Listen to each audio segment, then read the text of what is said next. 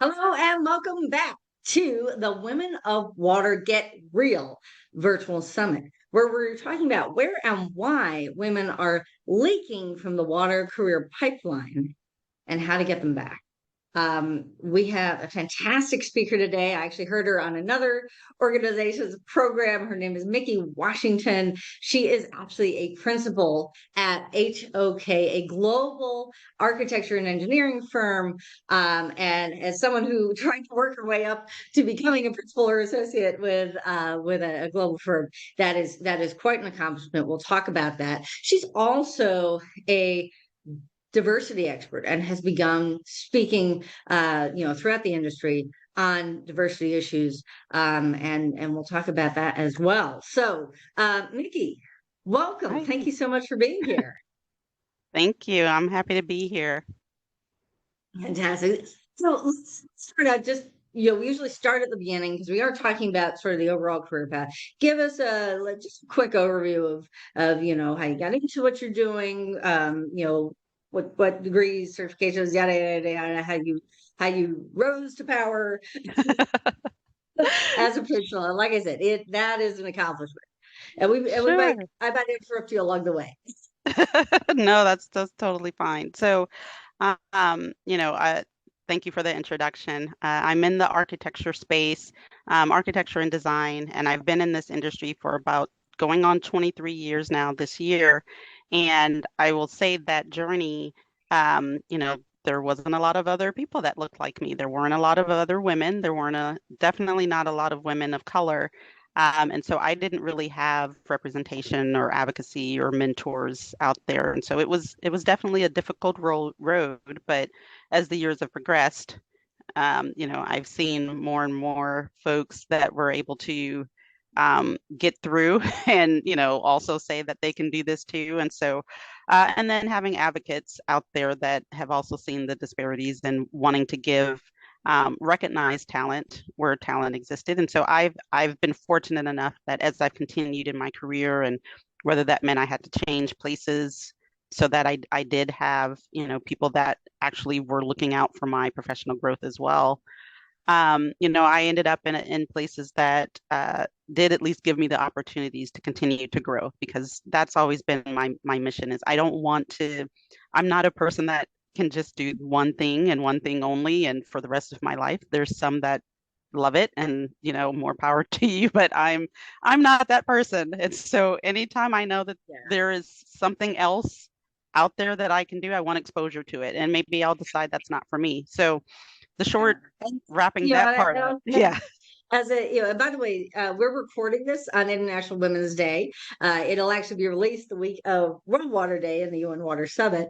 But yeah, I mean, there is that for me was one of the biggest appeals of being in a consulting firm is Hmm. you have that opportunity to explore different projects, and you might be working mainly on these things, but if the firm is going to open a new practice in this area, oh, I'll raise my Hmm. hand, I want to do that. You never get Exactly. bored in consulting. It's not, some of the utilities and some of those spaces where you're like kind of doing the same thing over and over year after year. That's utility, utilities are getting Hmm. more innovative, but still, consulting, it's like it's the cowboys. We need to save the and the samurai, the heroes, and then we go riding off into the sunset and go save some other town or some other whatever.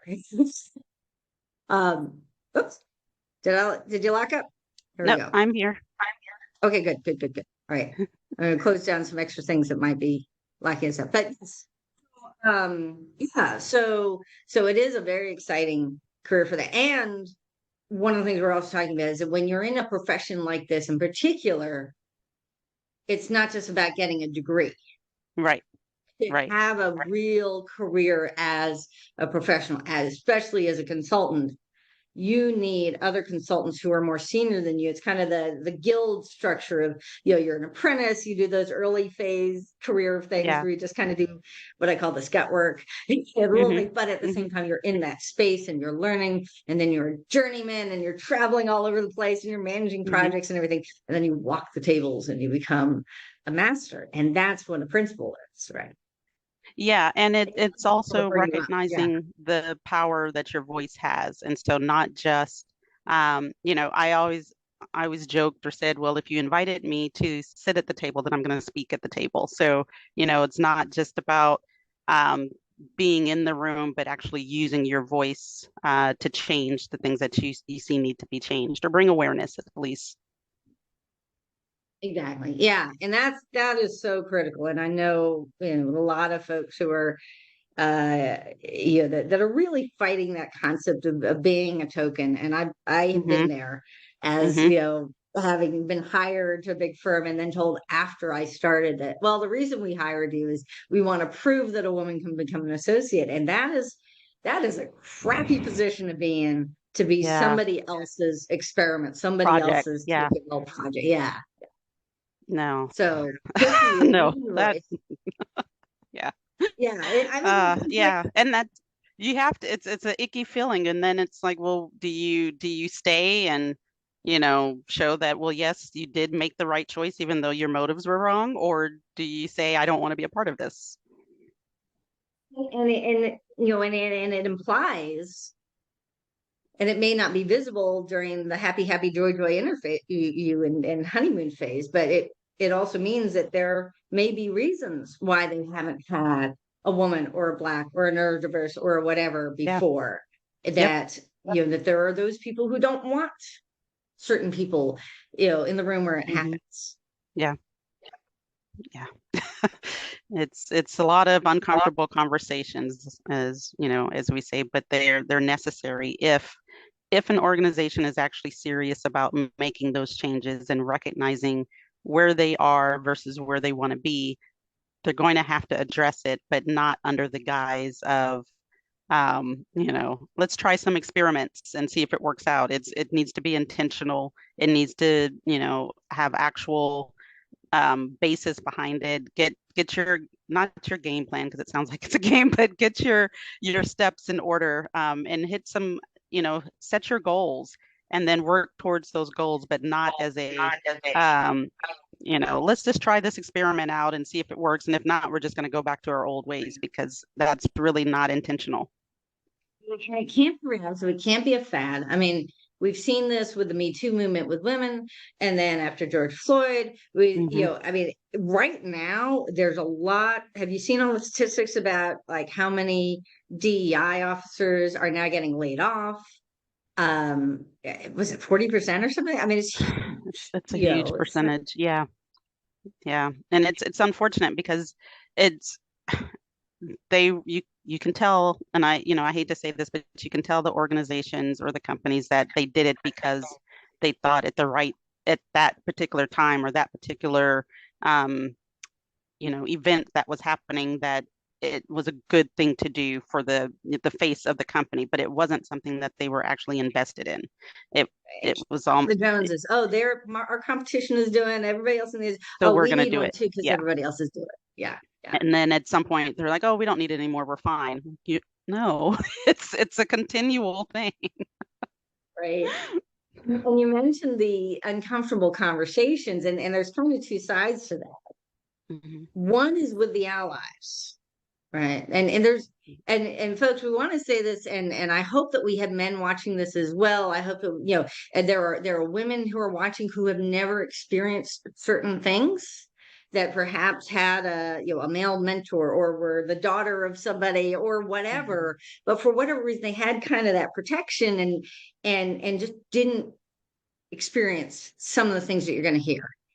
And there are times when we need to be able to talk about things that happen that there's the unconscious biasy kind of things that, oh, I didn't realize, and oh, I'm so sorry, and I'll change. But then Hmm. there are those people who have strongly held belief about certain types of people, Hmm. about women, about blacks, about gays, about whatever, right? Hmm. And literally do not think that you belong there, or think that you only belong until you have babies and then you should go home and take care of the kids like their wives should do, Hmm. or think that blacks are only there because of affirmative action hires, but Hmm. you know you're not all that. And Hmm. there's a book, we were just talking about this, and I hope that we get this author to come on board with us, because I've heard her speak, and we've been exchanging emails since then and messages since then. This book, Hush Money, by Jackie Abram, um, that she created this book because her daughters, like, she was at the end of her career and she just kind of was done, and then her daughters started experiencing the same thing. And I started to see that happening as well. We had these women water leader roundtables or little circles, these private masterminds that I used to do for free every once in a while. And it used to be Gen X folks like us, Hmm. or some baby boomers. And then suddenly at the beginning of the pandemic, as the Gen X women started hitting 40, in that age where they start saying, well, am I moving up? Am I prepared to move up? Have I gotten kind Hmm. of pushed into becoming my boss's assistant essentially, and he doesn't want me to move up? Right. We started seeing more women showing up, and it just tears your heart out Yeah. to say, damn it, this is not just something that happened 15 years ago or 10 years ago or whatever. This is still happening now. Yep. And so they've written this thing that really captures what it's like to be in those kinds of conversations, these behind closed doors conversations, Hmm. coupled with the things that are said at the meeting, like, oh, because so Mickey's got to take care of her mom, so we've decided to have John over here do her presentation at a conference. I mean, Yeah. how have you run into some of those kind of, the two faces of isms, the two faces of prejudice, Absolutely. sort of forward, "Oh, support women, we support," but then behind the scenes is like different story. Absolutely. I mean, there's so many examples I can give, but there's that assumed, what is it, where, your organization or your boss or whoever assumes they're making the best decision on your behalf, but they forgot to include you in the conversation that affects your own professional involvement and growth and exposure. Um, eh, it's so important to include the person in the conversation for their own decisions, because when you do that, you've already made an assumption that they they don't have any other solution that would allow them to work on that big project, or maybe allow them to travel if need be, or whatever it is. And I hear it a lot where, managers, supervisors, organizations, they feel like, oh, we don't want to, maybe their intentions are good, right? They don't want to add what they perceive as undue stress and burden. And, so they don't even want to bother that person with trying to figure out how to make it work. But meanwhile, that person is, wondering, why are they not getting those opportunities anymore? And why is this other person that's newer or younger moving up faster? Why did they get assigned the nice project, or why did they get assigned to go present this report or what have you? And it's because someone made an assumption on your behalf and forgot to ask you or talk to you about it. Mhm. When we're dealing with people in water and and architecture and other, especially these professional services and consulting and experts of all sorts, um, there is that kind of sense that I can go read about it and then I'm going to understand. And you'll get these men. I recently when Nancy Pelosi was about to step down as speaker, there was this big retrospective. They talked about a time when the leadership, there were like these three men and three women in the leadership that would go to lunch together every Friday or something.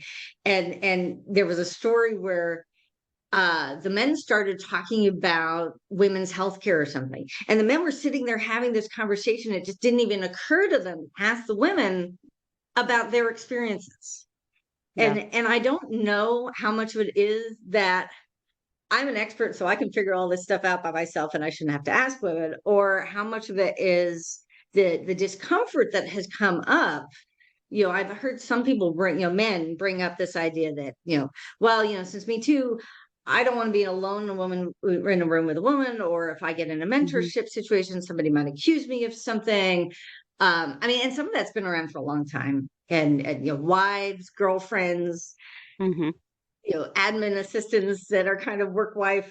relationships Yeah. who want to protect the men or whatever, or accuse women of chasing after men because we're just trying to work with them on a project. I mean, you can work together very closely Hmm. with people on your projects, including men. Yeah. So, and same thing with, with people of color, like not feeling comfortable asking questions. So they just go read Business Insider or Forbes Hmm. or something and think they understand it. Right. Yeah. Yeah. I mean, there's so many sayings, but nothing about us without us, right? So it's to make decisions on behalf of somebody else, without including them is a disservice to the decisions that are being made, because you and not that you're going to include them because they're going to be the token voice. Oh, well, we asked the one representative of their entire sex or race or what have you. So we now know because that one person spoke on behalf of everybody. But there is something to be said on your decision making committee or board, or what is that representation. I mean, you've seen those discussions even within the Grammy Recording Academy, where they've had to diversify the jurors or the decision makers, because you had people that were being left out of categories because there wasn't representation that was familiar enough with that style of music or the artist. I mean, across the board. It matters who's in those decision making committees, boards, representation, so that those individuals' voices, circumstances, experiences are heard and understood. I think that's really come up so much now, not only in terms of diversity in the workplace, and it's not just a nicety, Right. especially with the work that we do in water, environment, buildings, in the civil service kind of space, right? Not civil service necessarily working for an agency, but what we do Hmm. affects society. Hmm. This is not just a job for us. This Right. is something we do because we know we support people, we support communities, we support the planet. Yeah. Hmm. And certainly right now with all of the money coming in for infrastructure, all the infrastructure money and the requirement from the White House here in the US that 40% of that money go to underserved communities. And often we're Hmm. talking about communities of color. And often, regardless of color, we're talking about, if it's lower income, typically women-led households. Women are often leaders of the community in these areas. And if the decision makers, you can't just roll out the very junior level. Oh, look at all these diversity hires we have at the junior level. I mean, right now there's a ton of women and people of color Yeah. coming into these fields, right? And Yeah. you just bring them in for the proposal, but they're not actually part of the decision making structure. Has that that affects the projects themselves. It's not Yeah. just about the workplace; it affects the work that our organizations do, right? Yeah. Yep. Absolutely. Sometimes, I'll hear some people that will talk about that, it's about providing, or, how can I put this? That workplaces should be about equality, and it's not about equality, it's about equity. When you think of equality, it means you're giving everybody the um, same exact playing field, where everybody's not coming from the same starting point. And so when you do that, some people are at a disadvantage over others. And so it's about seeing what the needs are for those individuals, whether they're in the workforce or in your workplace already, or they're coming in, and making adjustments so that they each have the same experience and the same exposure.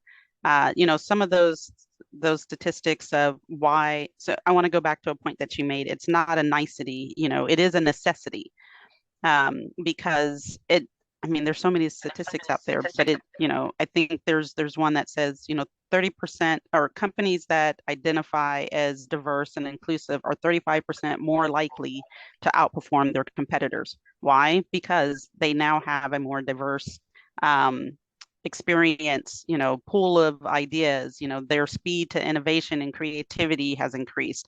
It says diverse companies are 70% more likely to capture new markets. Again, you have people coming from different backgrounds. You have people that have different connections and different ideas, and so now you've now gained an entry into those other areas that maybe were not there before. So it's a necessity if a business wants to not just continue status quo and survive, but to really thrive and push forward.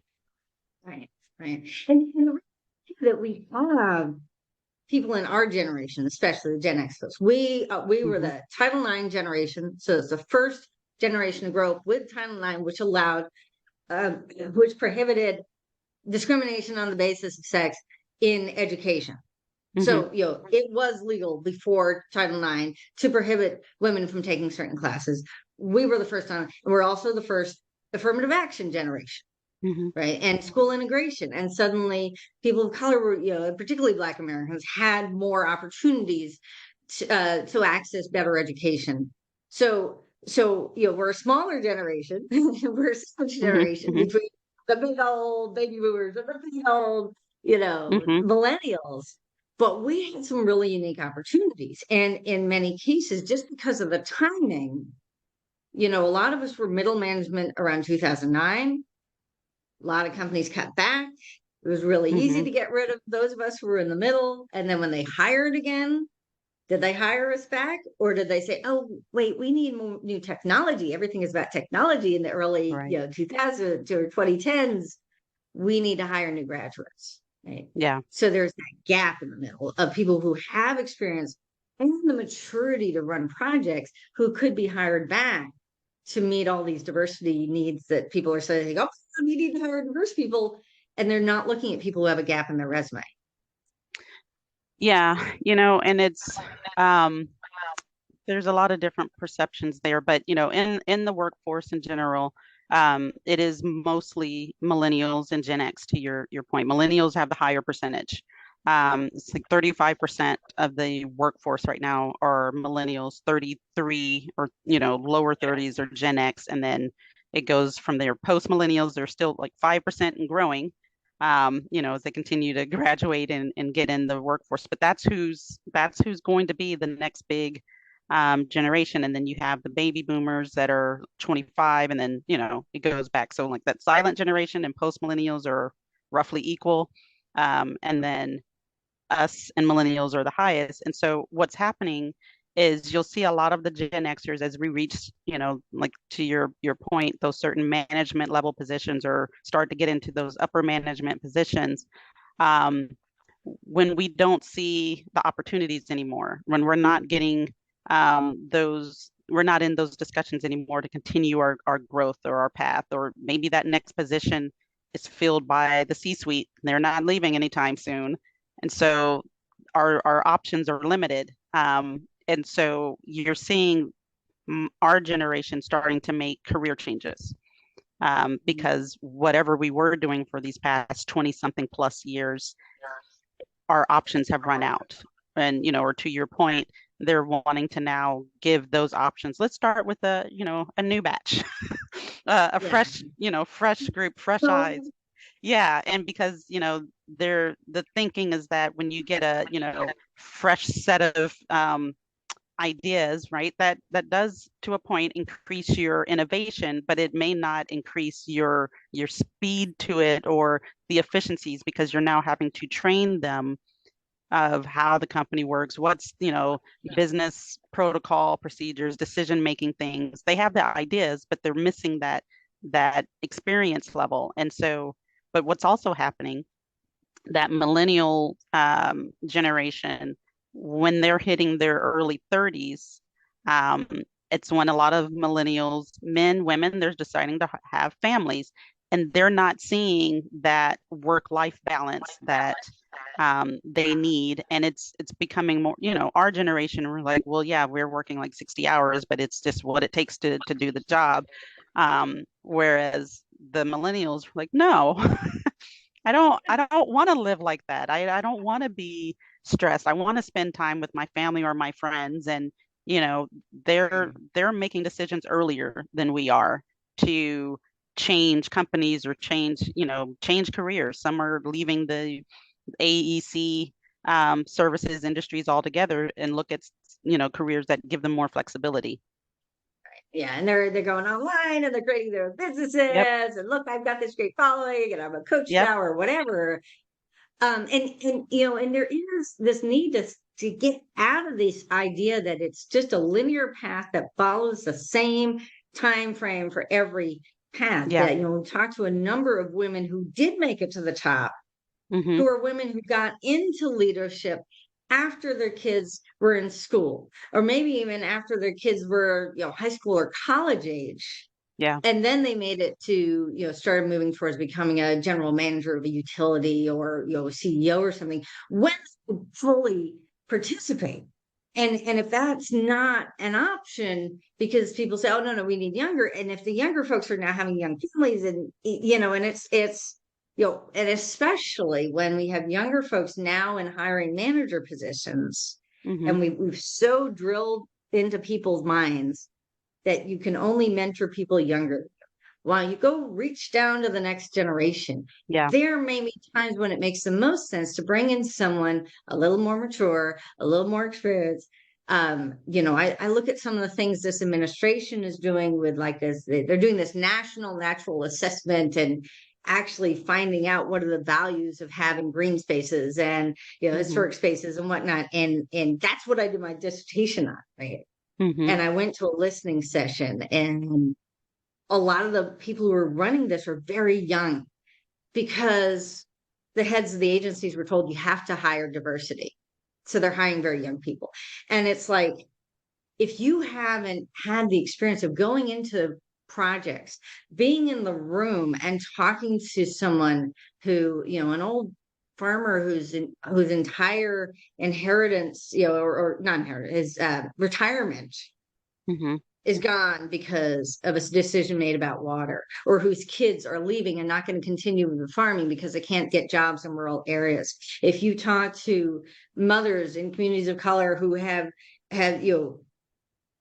feel like they're not sure they can even serve their kids water to drink from the tap because they're not Mm-hmm. sure it's safe, that it might have lead, that it might, they're scared. And Yeah. and you have to connect with people, and you can't do that in a book, people. No. And the key word is diverse. You can't be diverse if the majority of your group is of a single generation. It can't be diverse if it's majorly a particular ethnicity, or mostly female or mostly male. Like, diverse means diverse. So you need to look at um, it doesn't matter even if it's just at a project team level. Do you have someone that has those newer, innovative ideas because they just got out of school and they know the new latest and greatest technology that can help you work faster and smarter? But do you also have someone that's in that middle range that can say, no, I have heard of that and I do agree, but however, let me tell you some pros and cons with that because we've tried out some other things. And then do you have someone that is senior that says, I hear all of that, we can explore those, but based on these last, years of experience, these types of projects need these decisions. So you need that diverse level and range of experience. You need the diverse cultural backgrounds. You need diversity. I mean, that's what diversity means. It's not just one The group of a aesthetics on type. the Yeah. outside, Yeah. the female face, the black face, the Exactly. Hispanic face, Yeah, exactly. yeah.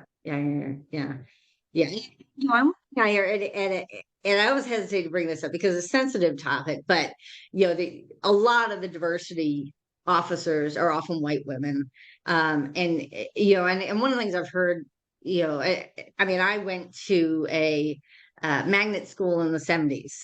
This was part of New Jersey's, post Newark riots of how court ordered integration of having these gifted and talented programs and to attract whites into black schools and have Mm-hmm. blacks go to white schools and busing and yada yada yada.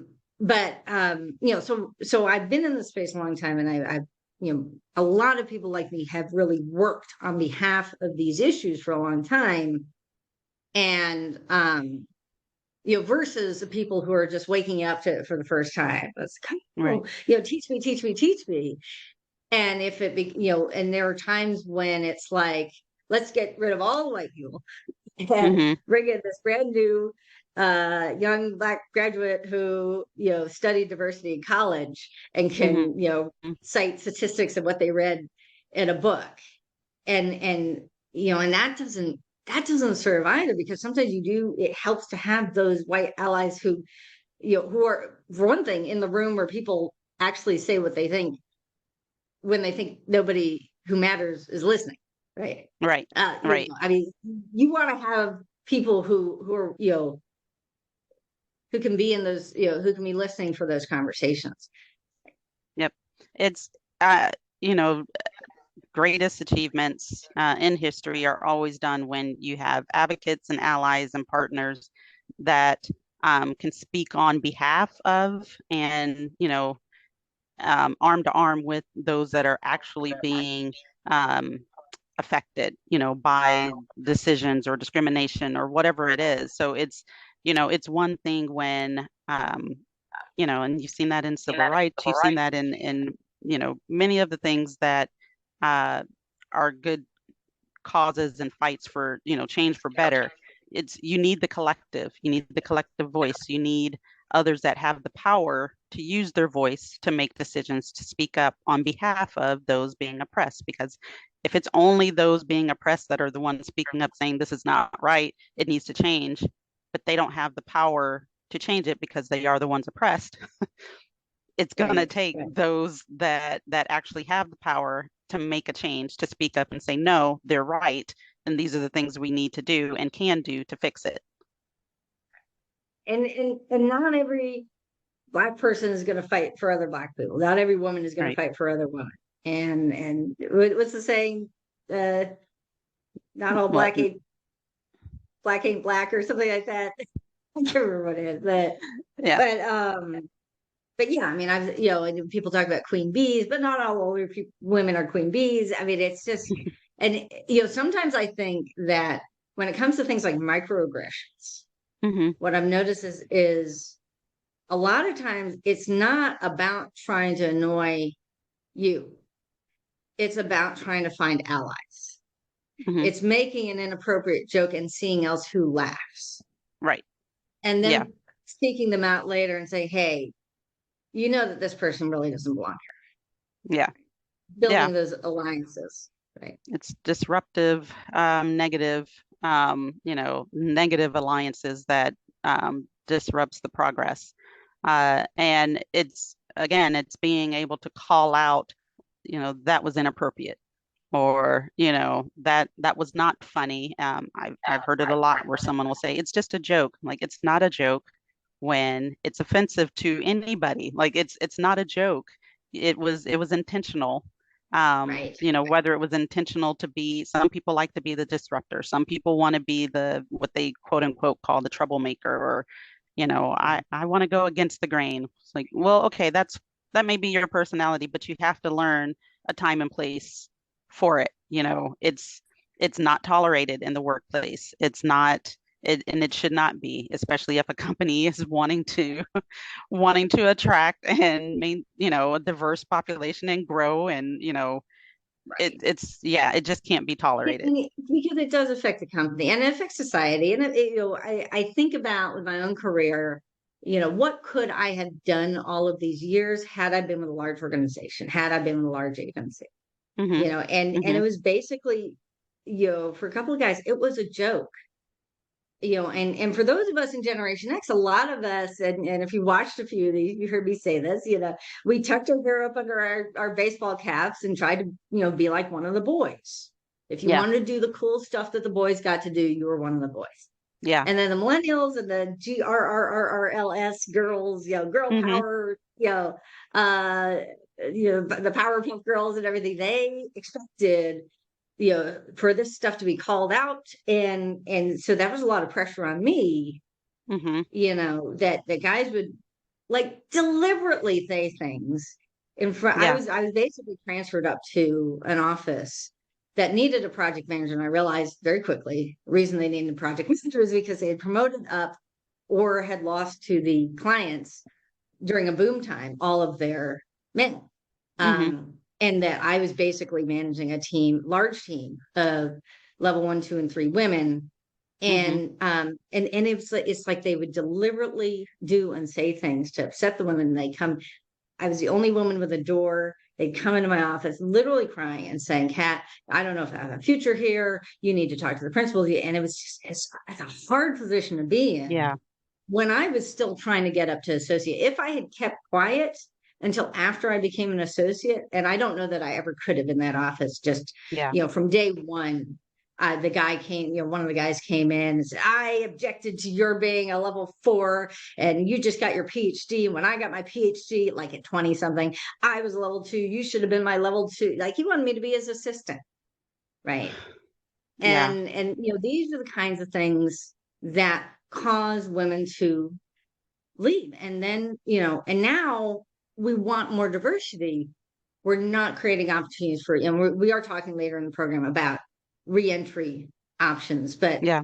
I mean, have you ever seen any of that in the architecture space? We have one company in the environmental consulting space, CDM Smith, is going to be speaking about their reboot program. I have not seen that in the professional services firms in the government contracting space. The Uh, manufacturers and the tech companies, they're bringing back women who left to raise their kids and that yeah. sort of thing.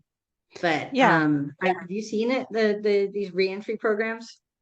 It's re-entry programs, not, I haven't seen it as official, rollout programs, but um, I mean, it depends too on the size of the organization, right? So you have the corporations that probably have a lot more leverage and a lot more opportunities for people of different generations and experiences to come in at different levels.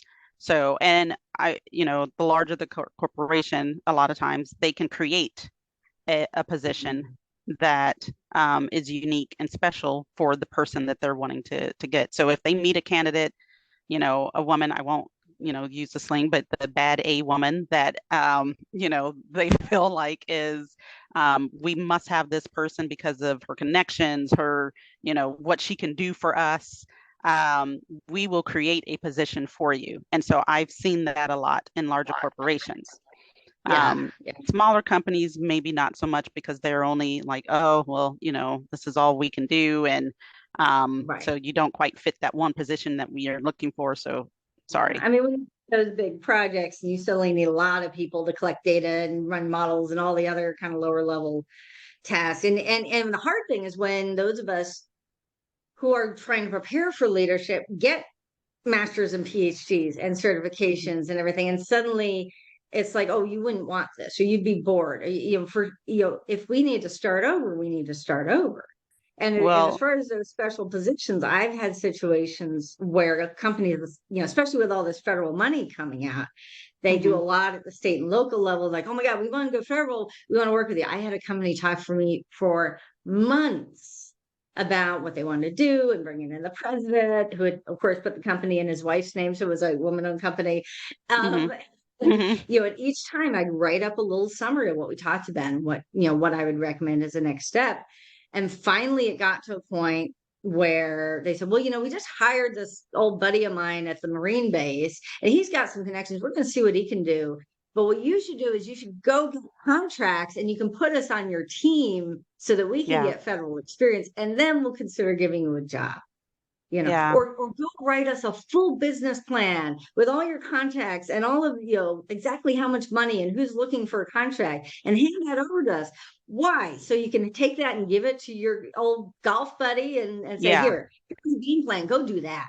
That's I see a lot of women and people of color in these kind of business development positions that are not paid, not salaried, not getting benefits. yeah. They're just pure commission, and it's bullshit.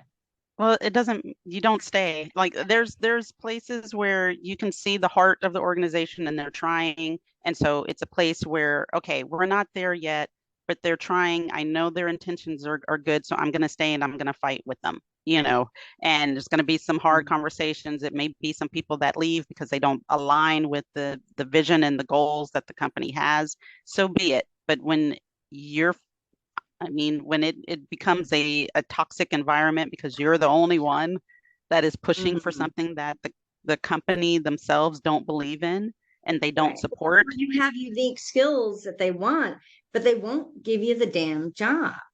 then that's You not know, the place for that's you. wrong. That's wrong. Yeah. Well, that's why I didn't Yeah. do there. You know, it's happened a few times. Yeah. And I Yep. think that's something that we should make a space. If you want to do what we used to call a strategic hire, Yep. right, is very different from we have a new contract and we need people at these levels. Someone who Right. can help grow your company, give them Exactly. the damn job. Yep. Exactly. And that is exactly what it is. It's, you know, we need this person because not that they just check all the boxes, but that is who we need to go further, faster. They will bring great expertise, exposure, experience. It is a Right. strategic hire. Yeah. And actually, and I wanted, I know we had a couple of things we want to talk about, but I will mention this. One of the things that I have started doing, especially with these smaller companies when they approach me, is I will go look on LinkedIn. I will look at each of the people that are listed as employees, even if they don't list what year they graduated, you can pretty much guess based on, Mm-hmm. you know, their experience. And I have a Excel spreadsheet where I guesstimate what their age is.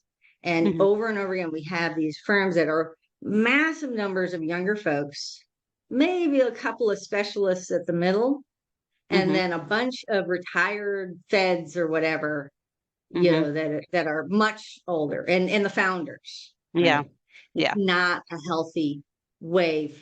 It's not just about women, not just about diversity. It's about what is healthy for a Right. consulting company that is supposed to be serving the community, the clients that we have, and the communities that those clients serve, right? Yeah. The makeup of your organization should also reflect the clients that you serve or the communities that you're in. You know, again, it's hard to make decisions on behalf of other people when you don't have representation of what those people need and who they are.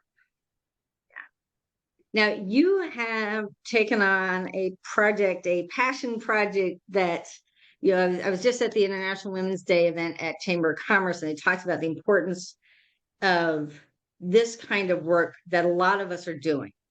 Those of us who are women, who are people of color, who are neurodiverse, who are LGBTQ, whatever, of speaking within professional and industry conferences and events about what we learn, of doing that research. And often it's not recognized, you know, doesn't get us tenure at a university, doesn't get considered for principal, and it needs to be. It's mission critical for the industry and the organization.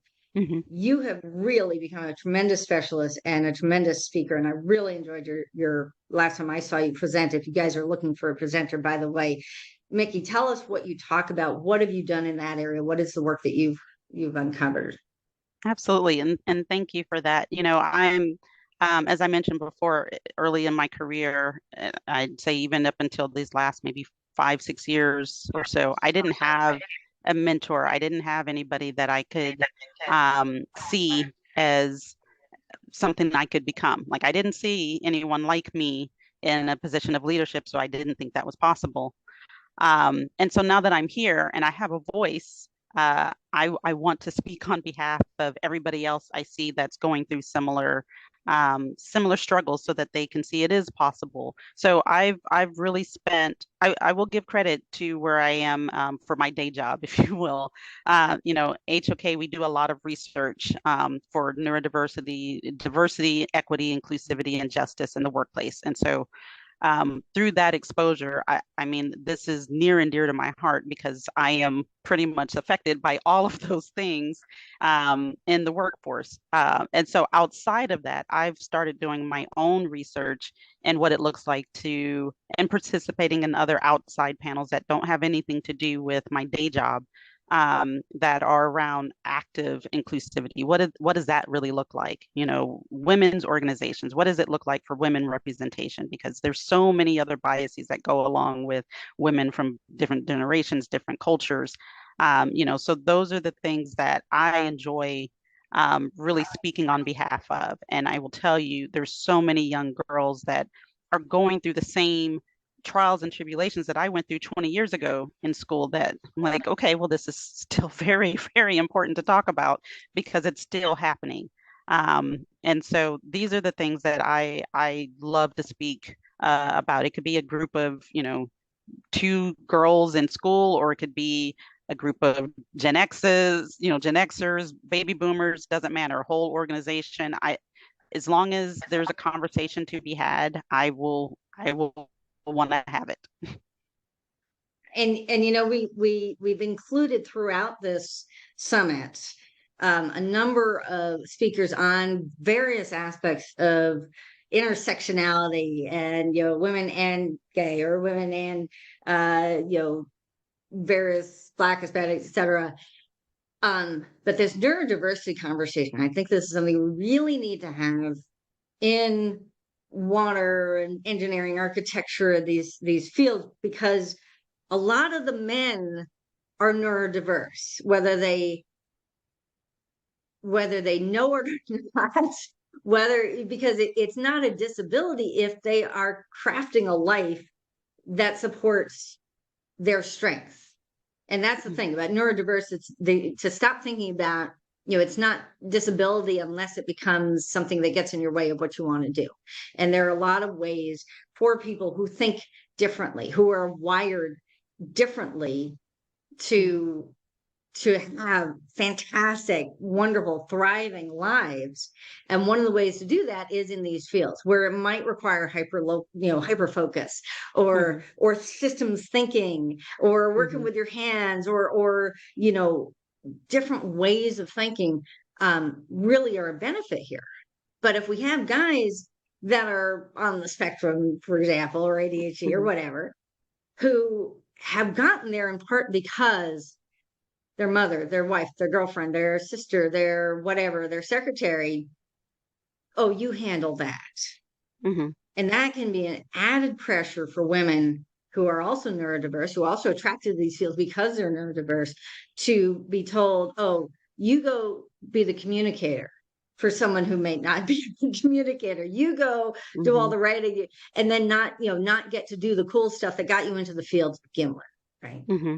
Yeah, and I will also say, you know, women have historically have been undiagnosed as well, because we're used to just going along with it and not raising awareness that we also need help, or the environment that we're in is not conducive for what we need to do or how to thrive. And so there's a lot of added undue pressure and stress to us as women, because we are usually the carriers of a lot of burden without speaking up that this is too much.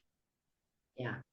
And that's and there's a lot of studies on this, that because things like social challenges and things like that are that women are expected to be more social, women are expected to be more better communicators, and therefore women and girls who are neurodiverse often mimic and nonce more. Right. They're not asking for help, they're not getting help. The diagnoses favor the outward symptoms that boys have, that might be more hyperactivity, for example, and in girls it might be more chattiness. And as you guys know, I can talk a lot, right? That might be how that shows up, and it's, you know, it's just different, and so it doesn't get diagnosed. And then you get women, you know, into their 40s, and suddenly the pressure just hits. And when women do self-diagnose, often there's sort of oh shit, you know, there's sort of that self-recognition. There's a what do I do with that, and then get right back in. And so it's not a disability unless somebody tells you what you are and are not able to do, or unless you can't create a life that really supports what are your abilities, right? Yeah, it's when your environment, and this is something that through the research I've discovered through HOK, my time with HOK, it's, you know, the World Health Organization has redefined what this disability is. It's when impairments are created in the environment that's what creates the disability, because your environment has not is not conducive and has created these challenges where you cannot perform um, to where you can thrive because of your neurodiversities, and so that's what creates the disability. I mean, one of the things I've experienced is that one of the things that was so one of the things I liked about being part of a firm, you're kind of part of a family, you're part of there's structure, there's a way of doing things. And I think for a lot of people on this, who are very neurodiverse might think, oh, I'm better off on my own. But I've realized that when I'm by myself, I can't gauge other people's reactions. I can't post something online and know, did I say that right? Is that okay? Because I can't see the people who are reacting to it. And so Exactly.